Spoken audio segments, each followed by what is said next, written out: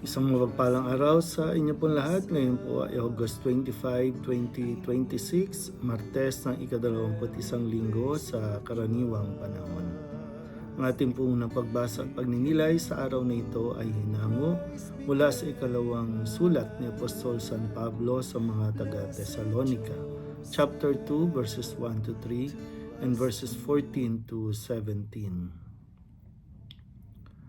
Tungkol naman sa pagparito ng ating Panginoong Hesus Kristo at sa pagtitipon niya sa atin, ipinamamanhik namin sa inyo mga kapatid na huwag kayong magugulat agad o mababahala sa balitang dumating na ang araw ng Panginoon.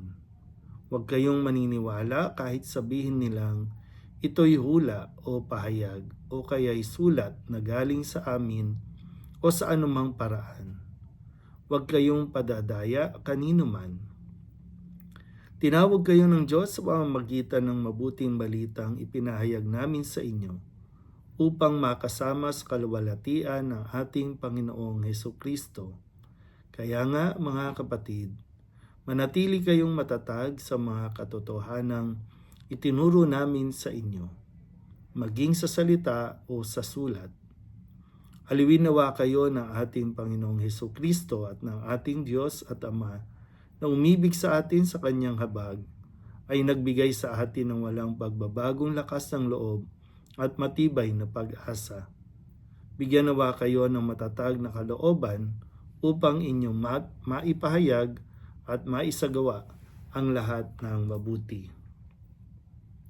Ang salita ng Diyos. Muli po, isang mapagpalang araw sa inyo po lahat at sa araw na ito, sisimula tayo sa panibagong aklat na matatagpuan sa Biblia at ito ay isa sa mga sulat ni San Pablo. Mula sa ngayon, sa araw na ito ay sulat niya sa mga taga-Tesalonica na nagbibigay ng isang paalaala, gayon din naman isang hamon para sa mga unang Kristiyano sa bayan ng Tesalonica, kung saan ay kanyang ipinaalala na tayo po na ang mga taga-Tesalonica ay maging matatag at maalam, dahil nga marahil nung panahong iyon ay marami yung mga nangloloko. Sa salita natin ngayon ay mga scammer, ginagamit ang salita ng Diyos, ginagamit din maging ang kanilang mga salita, mga aral para makapanligaw o makapanloko. Kaya ang paalala at hamon ni San Pablo, sila ay maging hindi dapat maging kampante, kundi maging mapanuri sa mga naituro na nila. Para bang kailangan din mag-isip ng mabuti kung ito ba ay authentic o totoo.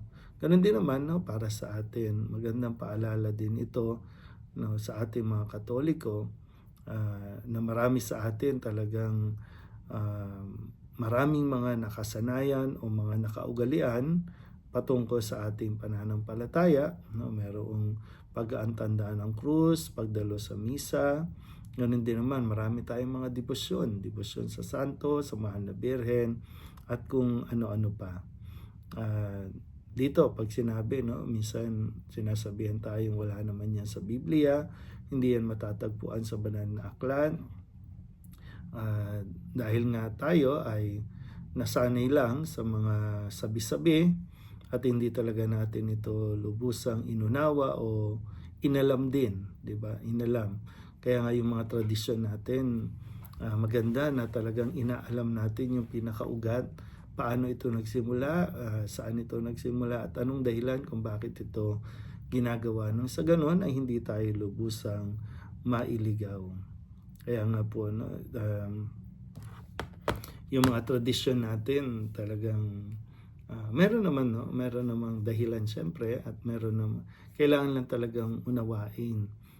Minsan sasabi sa atin, wala naman sa banal na aklat ang pag-aantanda ng krus, Pero sa mga turo sa atin, kung mababasa ninyo, naririyan ang Ama, Anak at Espiritu Santo. So, nakapaloob ito sa loob ng Biblia. Pero kung hahanapin talaga, no, yung sinasabi na mag-antanda, yung mga salita, no, na mag-antanda kayo ng krus, wala talaga yon.